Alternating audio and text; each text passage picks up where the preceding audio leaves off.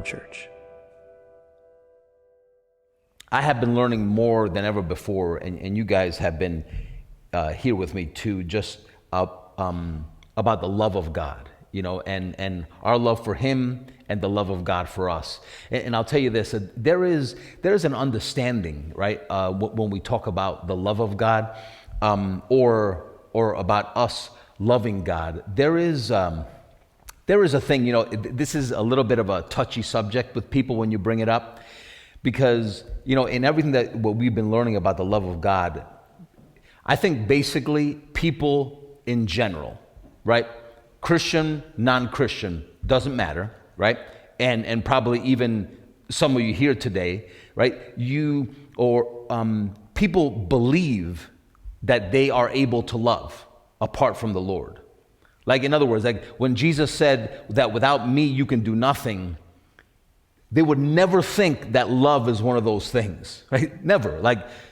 We talk about it all the time, right? Don't people talk about this forever? Haven't you been talking about it forever, right? And you say, oh, you love your husband. Do you love this one? Do you love your children? Do you love that one? We talk about love, right? Like, this is something that we do.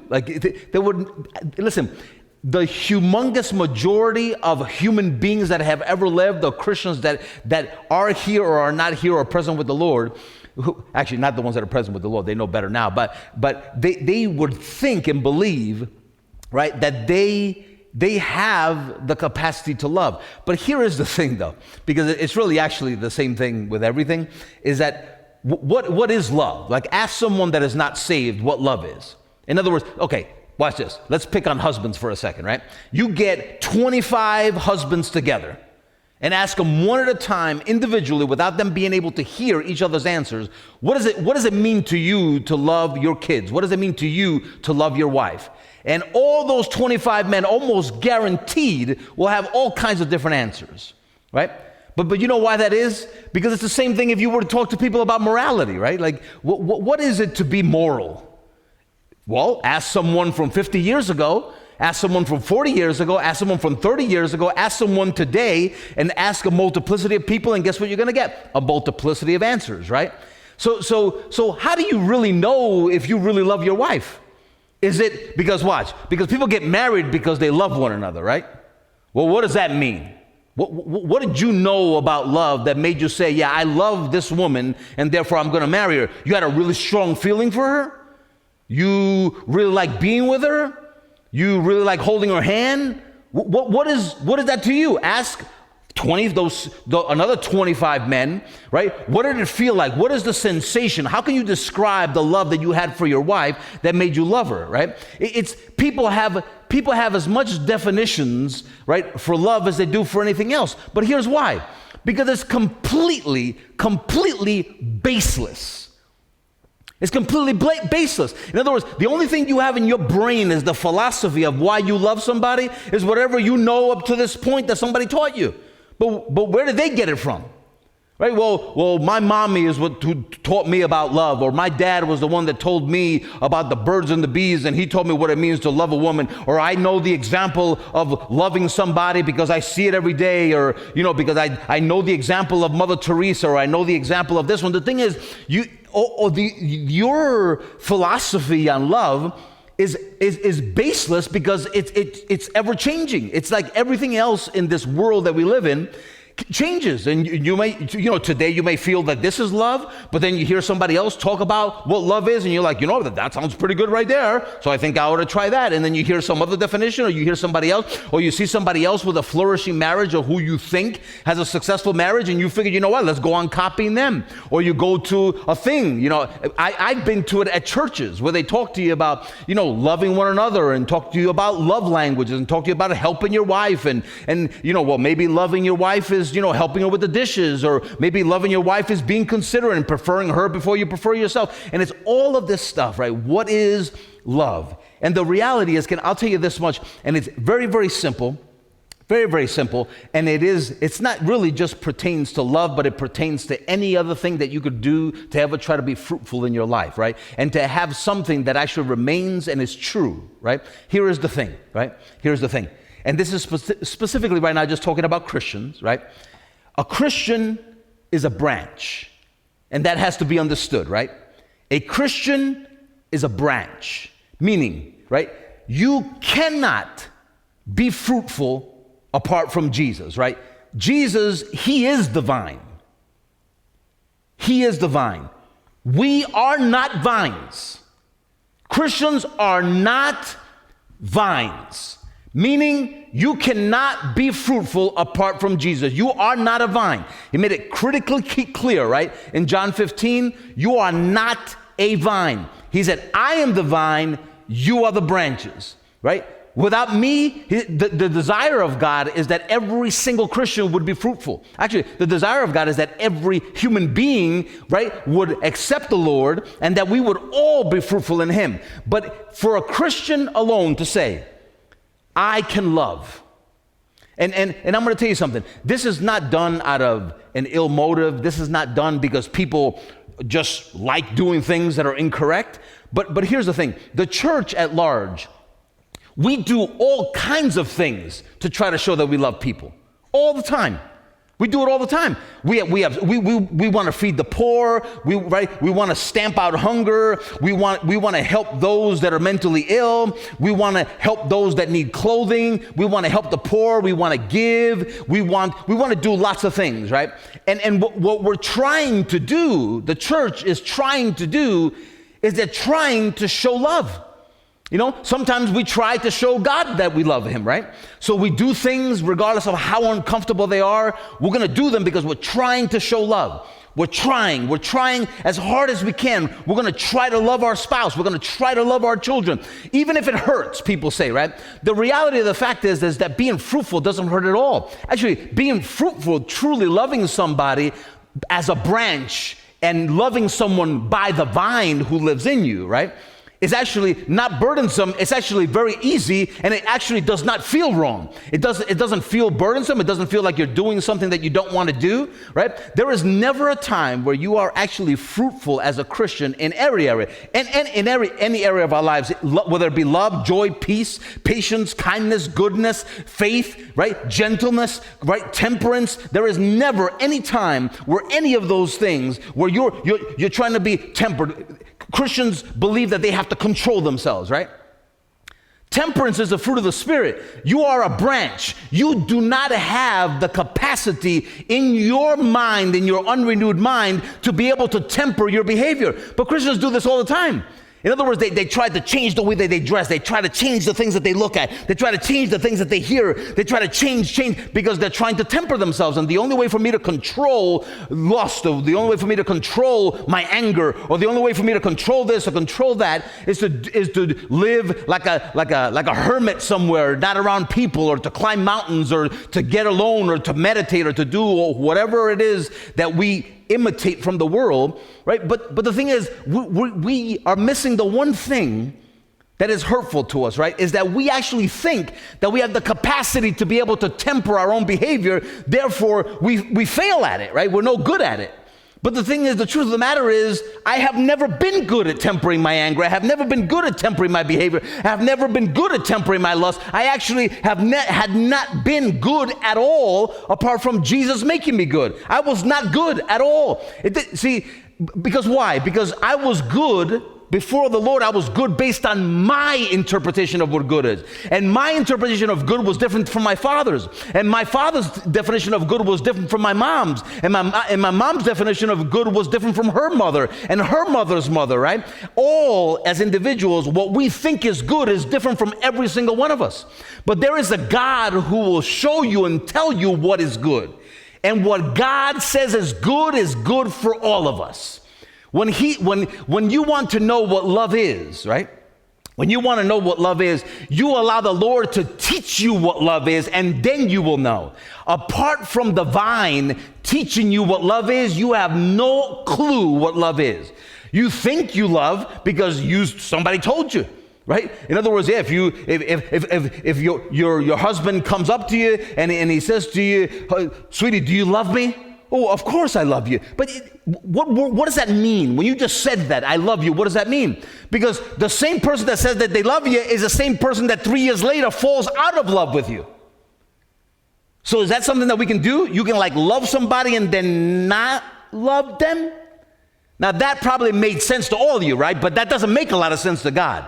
You don't love somebody and then not love them. You don't love your enemy one day and then you hate him the other. You don't love your brother one day and then hate your brother the next day. That's not love. You might have had some kind of feeling that you mustered up for him, but that's not love, right? When you love your enemy, right, by the love of God, your enemy is loved by you no matter what they do. They're your enemy, right? So it's not based on their behavior, is it? Right? You loving your enemy is not based on their behavior, is it? You loving your husband or your wife is not based on their behavior, is it? Right? Right? Now, I'm not saying that you stay with someone that abuses you, right? But your love for an individual does not change because they're abusive, right? Right? Listen, if a man is abusing his wife, he needs to go to jail, right? And you need to leave the loser, right? But the point is, your love for that person doesn't change though, right? You love them. Right? But we learn to love. Listen, we learn to love based on knowing him that is love, right? Apart from the vine, we cannot know love. Christians are branches, they are not vines. There is not a single fruit, there's not a single thing that a Christian can do. And herein lies this thing, right? People, you guys are hearing this, people online are hearing this, and they actually they take offense to that. You're telling me that I can't do anything, that as a Christian, I cannot be fruitful by myself? That's exactly what I'm telling you, but I'm not the one that said it, right? In John chapter 15, let's just go there real quick. Right, John 15. Let me show you. And look at verse number 5, right? He says, I am the vine. This is Jesus speaking, right? I am the vine. So obviously the vine here, what he's referring to is he is the source, right? He's the source of your life. Your life is in Christ, right? He is the source of all that is fruitful comes from him. If it is not from him, it is not fruitful and it does not remain, right? It changes. Like I was saying you a second ago, you say you love somebody today, tomorrow you fall out of love with them, right? That is something that doesn't remain. It changes. You got it today, it's gone tomorrow. You change, right? It changes. Now, there are a lot of things that people do, actions that people do. In other words, helping someone, giving to someone. All of those things are they're definitely effects of true love, right? But the thing is, most people when they do things, right? They do things from a place that is not Christ. So if your question that you're asking yourself is, can I truly love someone if I don't have Jesus, right? And the answer to that is no, because you don't even know what love is. God is love. Right? God is love. The only one that can actually put a definition around what love is not your mother, nor your grandmother, not Albert Einstein, and not any other man that has ever lived. There is no one that actually knows what actual love is apart from God, right? And those that he teaches by his Spirit. That's it. And everyone's definition, here's the thing, everyone's definition of love would be the same because there is only one God, right? There's only one God and there is only one gospel. And what he teaches the same to every single person. We can understand differently. We can hear things and then not hear things that God is saying. But that's not his fault, that's our fault. The teacher says things one way. People sometimes understand things different way, but the teacher speaks one way, right? So if we were all listening by the Spirit of God and all listening for Jesus Christ, right, we would hear one definition of love. So it is not true. And I'm sorry if it disappoints anyone, right? But it is not true that people apart from Christ have the ability to love because it changes like the wind. It changes like the wind. What people feel changes like the wind, right? People have one wife and then the other, have a husband and then the other, fall in love with this one, fall in love with that one, fall in love with this species and that species. They love their cat, they love their dog, they love their phone, they love the internet, they love a movie, they love a person, they love a girl, they love a boy, they love a this one, they love a that one, they love everything and they don't even know what it even means to love, right?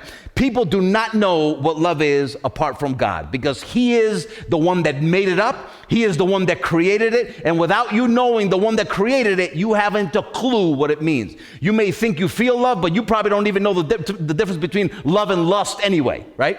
People do not innately know the difference between love and lust, right?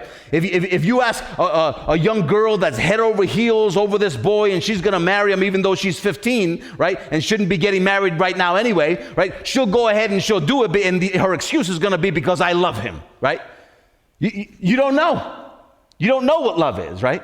You don't know what love is. It's people that are branches, Christians that are branches, do not know, right? Cannot do things apart from the Lord. We cannot do things. We do them without the Lord. We do things just as poorly as we did them before. And they are just as insignificant as they was before. When you are a Christian today and you do something by your own strength, it is not a better action than it was done before. It's just as bad as it was before. Doing something without the Lord today or doing it without the Lord before is still without the Lord, and it's no good regardless. Your works and your self-righteous actions today as a Christian or here as a non-Christian does not make it any better because he lives in you. It's still worthless in either place, right? Your righteousness is as filthy rags with the Lord or without him. It's still filthy. It's still no good, right?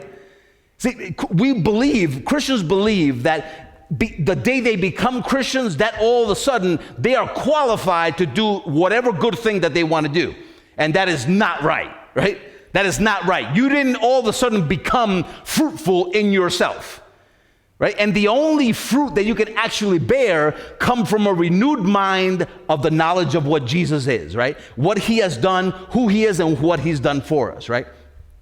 Let me show you this. He says, I am the vine, you are the branches. He who abides in me and I in him bears much fruit, for without me you can do nothing, right? He who abides in me and I in him bears much fruit. So he's saying the fruit that you see, and all that is anyway is just manifestation, right? The church is kind of confused. They talk about fruit, and then a few services later they teach about the manifestation of the Spirit, right? It's the same thing. It's just talking about seeing what you got in you. That's all. Seeing what you have in you. That is love, right? That's love. Now here's the thing, and it's interesting that I have actually been really learning so many things about the love of God within the last, 2-3 weeks or so. And something just happened the other day, and Pastor Mike has reminded me that you know what, people love according to their own definition, right? And I'm listening to what he said, and I'm saying, you know what, that's so true, right? Because what people think love is what they think, and it's not that they think that they're doing something wrong, they think that they're doing something right, but that's their definition of love, right? And then it's interesting that then again I go back, and I actually went back and listened to I think there's been 2 messages so far, Love Manifested, I think it's called. I re-listened to those again, and things just, I started looking at other things, and then some of the things that I'll share with you today, I started looking at a little further, including John 15, right? Like that was one of the things that the Lord reminded me of, is you know what? You are a branch. When the Lord reminds you that you're a branch, you know how cool that is? Because he's saying, you know what? You're a branch, and I am a vine, and I live in you. You never have to worry, right, about this little fear that people have on the inside of them, that, Lord, you're going to make me do something that I don't want to do, right? You're going to make me do something that's going to make me feel uncomfortable. You're going to make me do something, right, that I'm going to feel burdened by, right? But the reality of the fact is that when the Lord is working through you by his Spirit, right, when the vine is able to flow through you and be fruitful, because even naturally speaking, isn't that how it works, right? When you see a tree and you see branches off that tree, is it the branch that is fruitful? But you say, well, yeah. I mean, I don't see oranges coming out of the trunk of an orange tree, right? So of course it's the branch that's fruitful. No, it's not. Because take that branch and cut it off and then see how fruitful it's going to be. Right? The branch looks beautiful, right? The branches of an orange tree can be filled with fruit, right? The branches of an apple tree, right, if you've ever been to an orchard, can be full of fruit, right? And it makes the branch look very beautiful, doesn't it, right? But the reality of the fact is that it is not the branch that bears the fruit, right? It is the branch that bears the fruit, right? That bears the fruit through the life of the vine or through the life of the trunk, right? What good does it do? Okay, take a person who is dying in the middle of the street. Dying. I mean, like they're going to die within the next hour, they're going to die. And you take them and you feel so bad about their plight that you pick them up and you bring them home and you got a room for them and you nourish them back to health and you do everything. You nourish them back to health. You get them a job. That person becomes the CEO of a Fortune 500 company, right? They get married. They have kids. You saw that person an hour away from death and you did all of that for them. And the Lord comes back and he looks at that same man that you did all of that for. And he says to that man, depart from me because I never knew you because you never knew me. What did you actually accomplish in anything that you did for that person? You accomplished nothing. Nothing. Nothing. Because what you did lasted them how long? How long did it last? Let's say the Lord comes back in 20 years, right? Let's say he comes back in 20 years. And I don't even believe it'll be that long, but let's say he comes back in 20 years. And it took 10 years for that person, right? So that person lived in the so-called help, your help. They lived for 5 years, right? What good does it do if you lose everything? What good does it do for anything that you amass in this world? What good does it do if you lose it all? Now, I get it. If people are the type that say, you know what, I don't really care what happens when Jesus comes back. I just want to live it up right now. Then, yeah, go ahead. Do it. Have fun while you can. Eat and drink and be merry because that's all you're going to get. So go ahead and do it, right? See, we think that we have the capacity to love. And as long as you believe in your heart, not by faith in Jesus, right? Because here's the question. Do you have faith in Jesus when it comes to love? Question, right? Do you have faith in Jesus when it comes to love? In other words, do you live, when you think of love, do you think according to what you know about Jesus and what he did for you? Or when you hear about love, are you like, yeah, I got that. I can love. I love my children. Listen, probably I would say that if none of you heard this message and I caught every single one of you that are even in here, one at a time coming through that door, and I asked you that if you love this one and you love that one, if you have always loved them, you would consider that, you know what, I've loved my wife forever. Even before I was saved, we were married and I love her, right? But the thing is, there is a difference, right? There is a difference when I say, you know what, Lord, prior to me knowing the Lord and prior to me growing in the knowledge of God, I thought I meant what it was to love my wife. I thought that I knew what it meant to love my children. I thought I knew what it meant to love people. I thought I knew what it meant to love others, right? I thought I knew what that meant, to love other people. And the sad part about it is that the church believes that it does also. They believe that they know in just regardless of what percentage of their mind is unrenewed, right? They believe in that unrenewedness of their mind that they actually have the ability to love. Therefore, you're telling Jesus, yes, Lord. And I'm telling you, not in these many words people do not say, but this is what you're meaning when you say that and you think that. Yes, Jesus, you are the vine and I am the branch, but when it comes to loving people, I am the vine all by myself, and I do not need you nor what you did. In other words, without Jesus ever having come back, without Jesus ever having come and been crucified for you, you would be like, yeah, you know what? Without Jesus, I could still love, right? And that's a problem. You know why? Because as long as you think you can do it, you will continue to do it. You may be sitting there right now and believe it. You know what? That's not really true. But what do you do? What do you do with this? He says, I am the vine, you are the branches. He who abides in me and I in him bears much fruit, for without me you can do nothing. If anyone does not abide in me, he is cast out as a branch and is withered. And they gather them and throw them into the fire, and they are burned. If you abide in me and my words abide in you, you will ask what you desire, and it shall be done for you. And it shall be done for you. It's not saying that you're going to do it. It's that it'll be done for you. It's done for you because it's done by the power of God in you, not by you, right? For you. It will be done for you. By this my Father is glorified, that you bear much fruit. By this the Father is glorified, that we bear fruit. You know why? Because any time that a branch bears fruit from the vine, the branch looks beautiful, right? But very rarely, and I know these are kind of just little examples that I'm using that are fall short of the truth, but right, very rarely do you look at a tree that is full of oranges and you say, wow, what a beautiful branch. What a beautiful branch. Such a beautiful branch, right?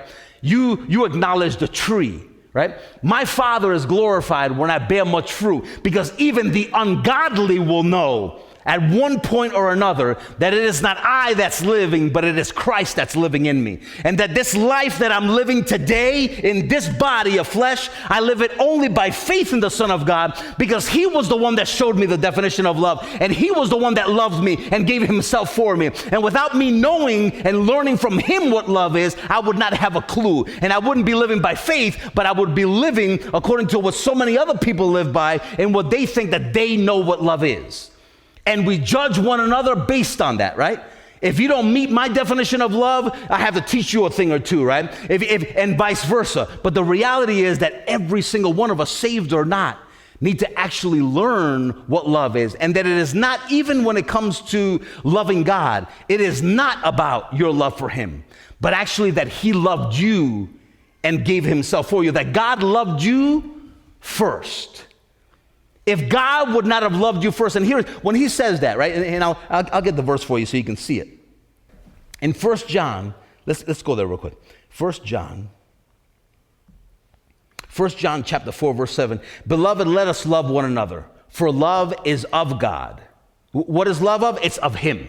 It's not of you, it's of God, right? Love is of God. And everyone who loves is born of God and knows God. Let me stop there for a second. How many of you have ever been disappointed, right? Disappointed, right? Me included. How many of you have ever been disappointed in the way you have loved someone, right?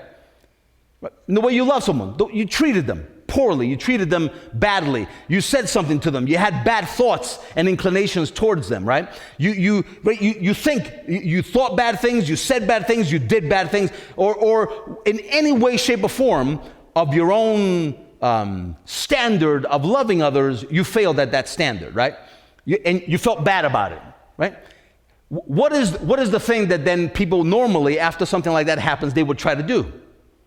They would go up to the person, they apologize, which if you wrong someone, it's correct to apologize to them, right? If something is wrong, it's wrong, right? But then what you're going to try to do is you want to make it up to them, right?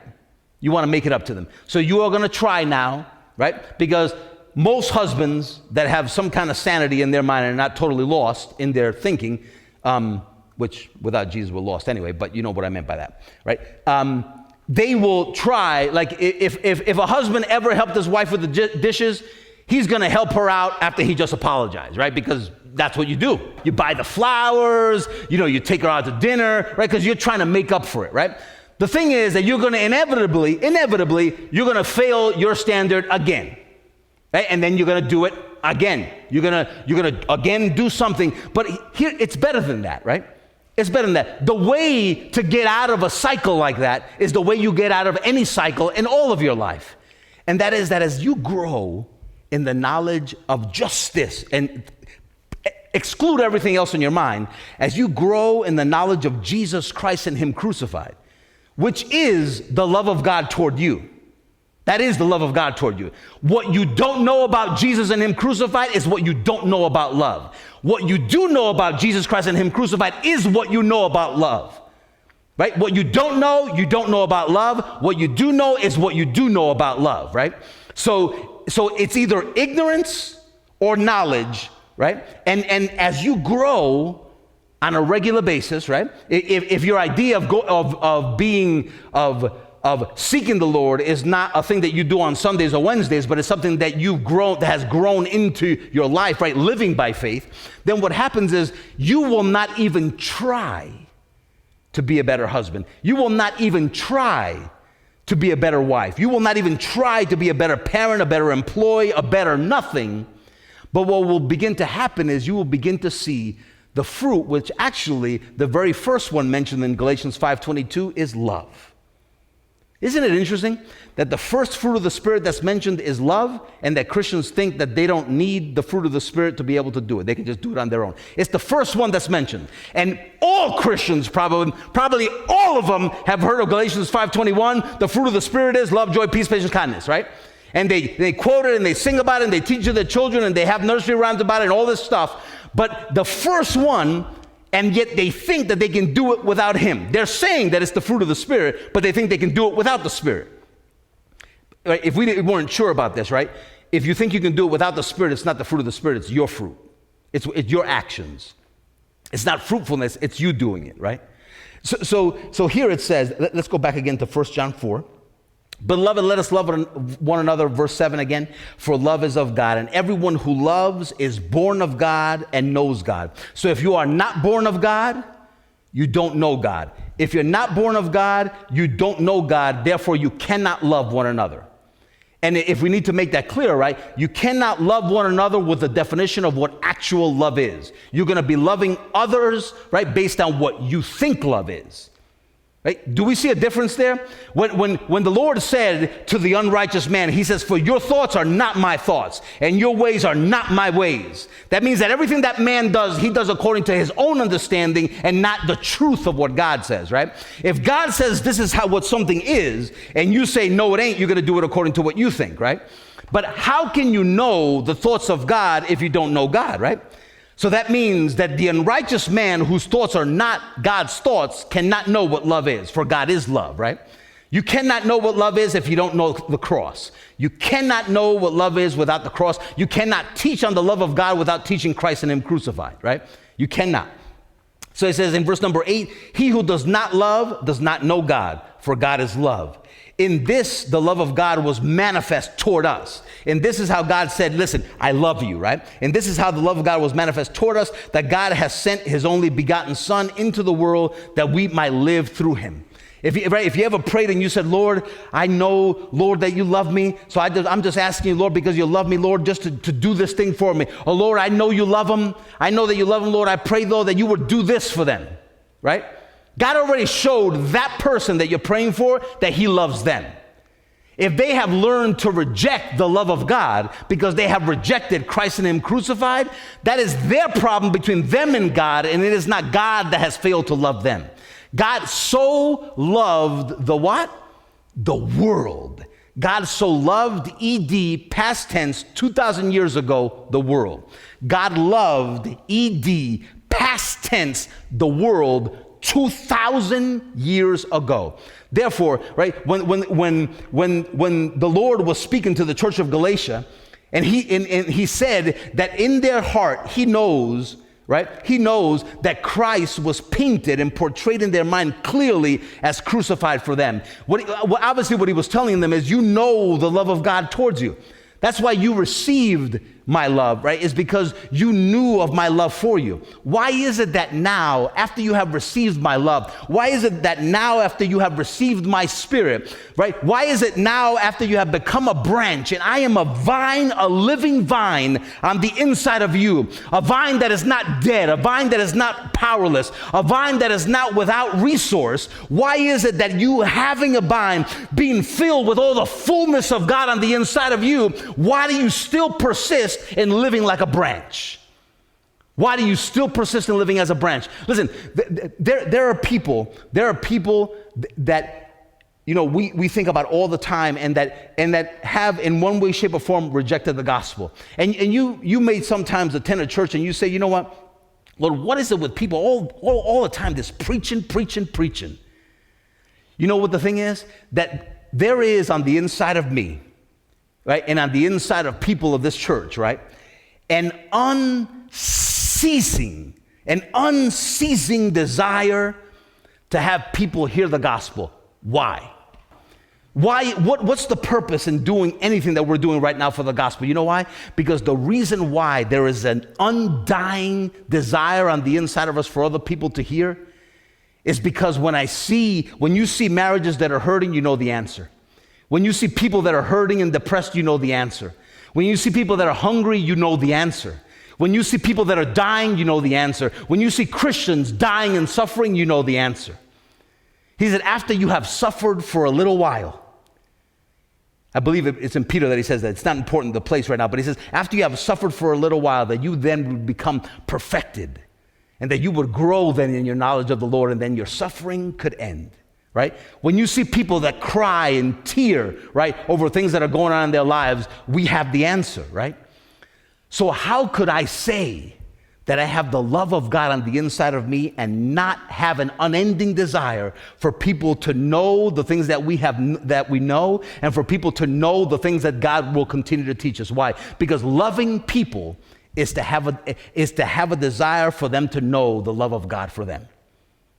You see all that it is? Listen, everything that the church bends over backwards to do, everything that the church is always clamoring for volunteers, for people to come and help them in the soup kitchen, or help them in this and help them in that, and people, because out of obligation, they feel like it's my Christian duty to do something, and they go and they participate in this stuff. The undying desire that people have to do something for somebody else is and can only be fulfilled by the Spirit of God in you, and by fulfilled, I mean giving you desire and the power and carry it out and do it in your life.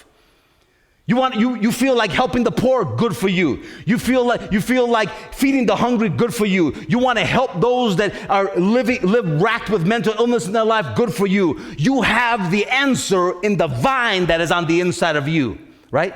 Let the salvation that is in you be worked out with all fear and trembling. Fear and trembling is a complete disregard for my own ability and living by faith and faith alone in Christ, who saved me, gave himself for me, and has come to live on the inside of me. Trust him in you and not yourself, and you will see all of those desires come to pass. If you act on a desire that you have in your own strength, all you're doing is just that, acting on a godly desire in your own strength, and it is worth zero, and if I knew other languages, I would say it in those, right? It amounts to nothing. A godly desire fulfilled by human intellect means nothing, zero, because God never asked you to do it. He never asked you to do it. He never asked you to feed the poor. He never asked you to raise the dead. He never asked you to go preach the gospel. He never asked you to do anything. He asked you to do one thing: love me. I'll say it like this: he only ever commanded you to do one thing: love me. And if you say, well, how about to love your neighbor? Well, you can't love your neighbor without loving God, right? Because you cannot say, I love my brother, and hate God, and you can't say that you love God and hate your brother, right? Because love is of God. Love is of God. And without God, you would not even know what love is. God has given us, listen, a burdenless life. See, the church people might hear this and say, oh, you're just telling us what? That we're to shut all our soup kitchens down, that we're to stop going abroad to preach the gospel in other countries, that we should stop translating Bibles, that we should stop doing this. All that we're saying is that the work of God should be done by God, and we should allow the vine to be fruitful through a person that is the branch. But where does that start? Where does that actually begin? It's you understanding what it means that you are a branch. It's just Galatians 2:20 all over again. It's not I that live, branch, but Christ that lives in me, vine. And this life that I now live, I live by faith, command, loving God, who loved me and gave himself for me. That's the knowledge of the cross, right? That's it. Simply put, that's all that it amounts to. That's all that it amounts to, loving God, right? Loving God and what it is. In verse number 10, in this is love, not that we loved God, but that he loved us and sent his son to be the propitiation for our sins. How many Christians do you not know that they're trying to do everything that they can, to love God back?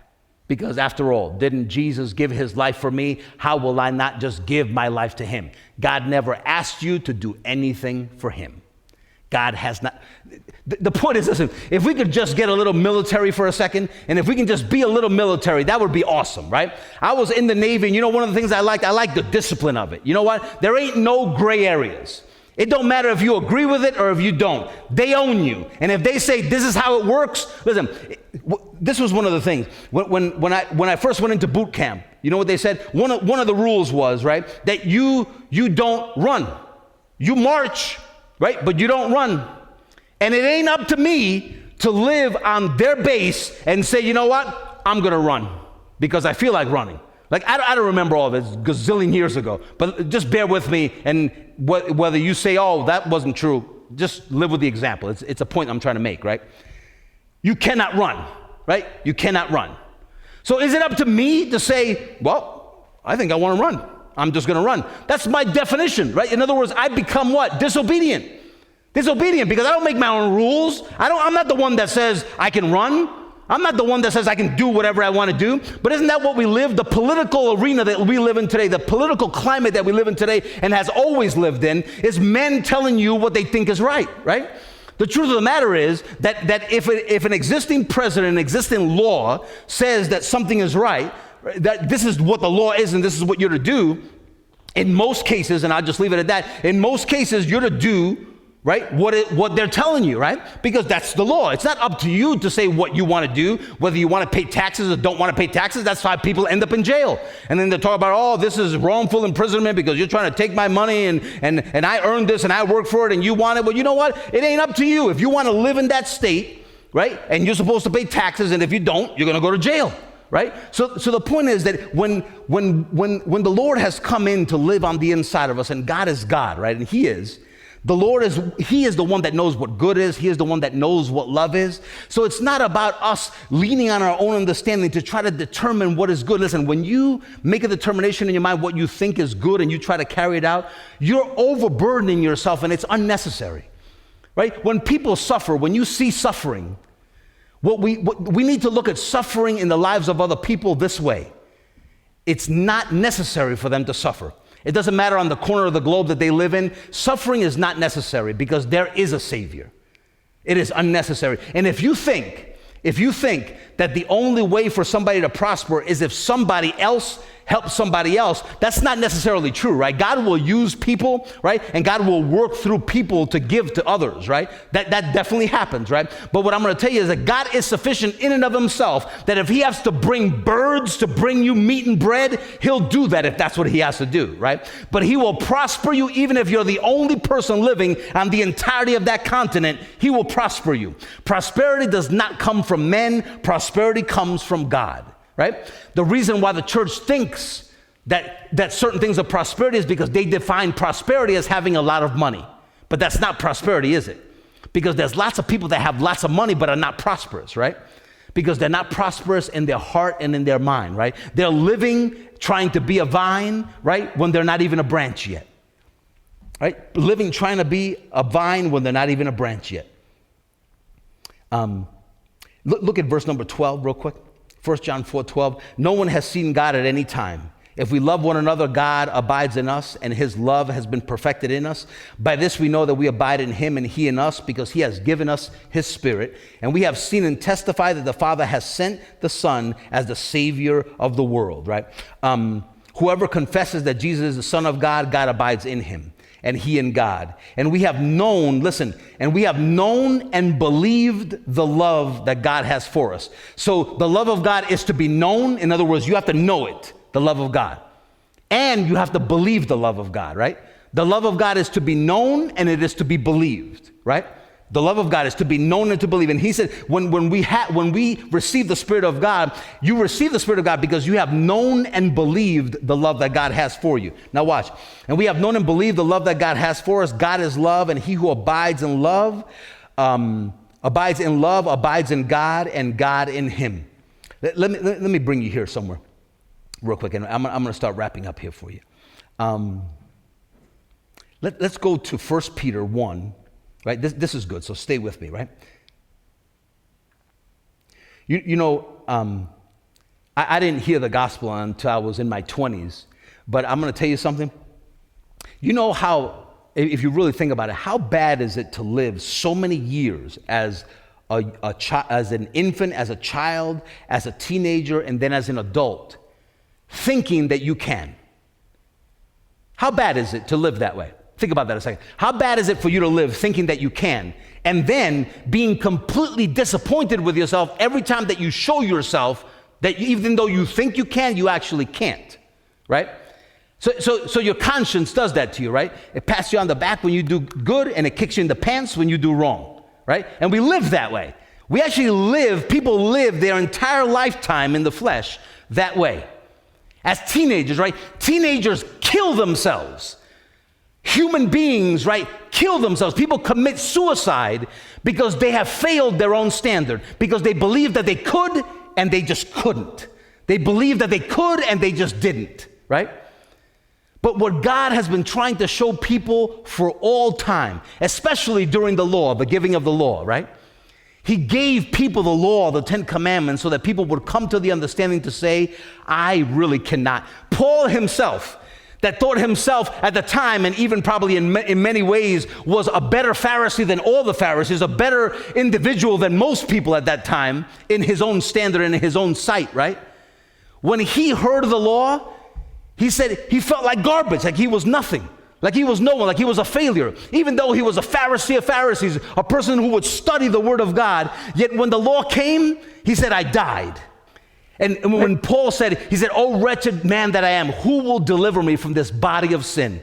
He says, I want to do right in my mind, and I have no power to do what I know is right. I agree with the law that not killing and not murdering and loving other people and doing all of this stuff, I agree that all of it is right.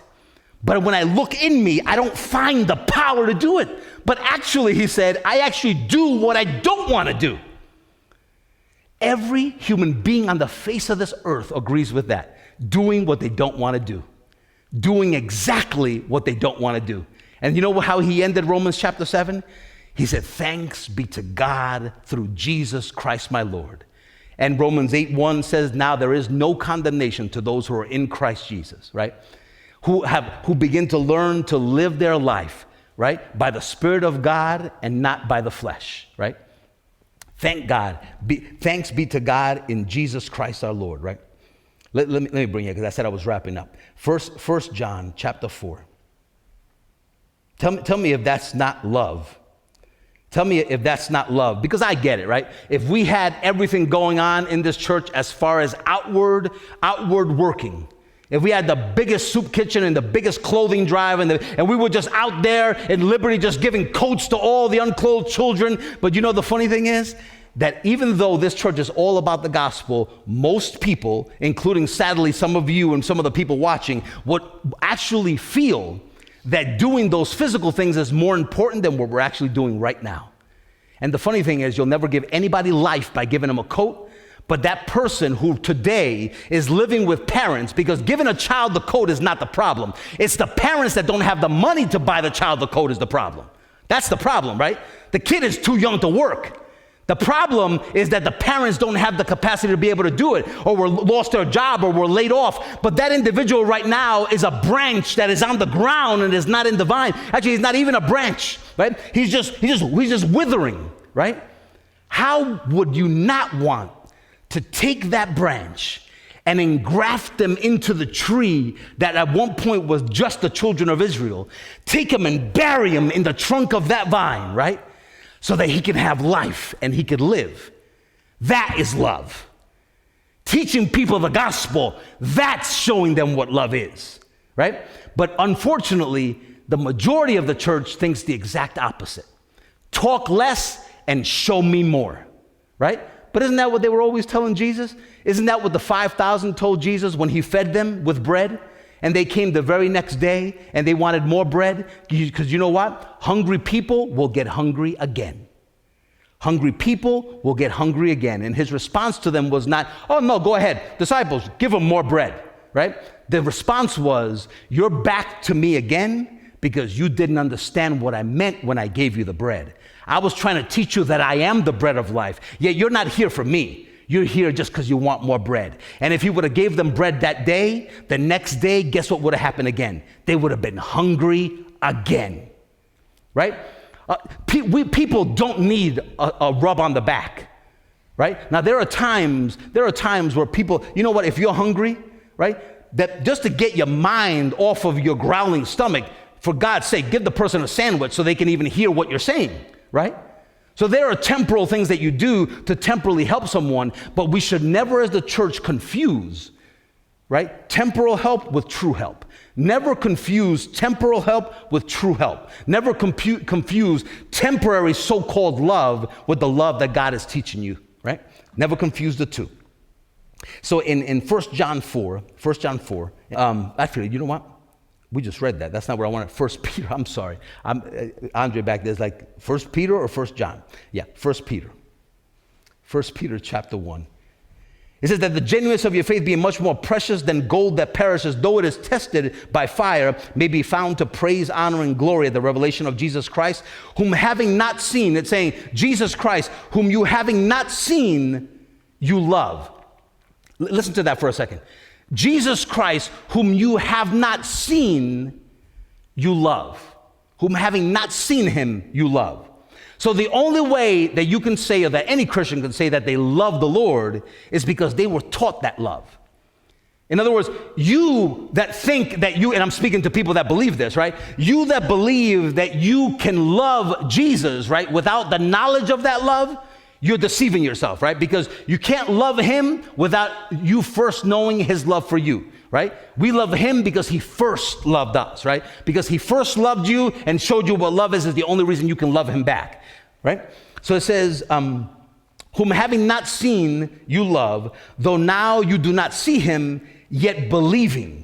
So let me read you those two things together. Whom having not seen you love. So listen, so not seeing him, you love him. And then it says, whom having not seen, it says you believe. What are the two things that blend there? Whom having not seen you love, and who having not seen you believe. What are these two synonyms here? Love and believe.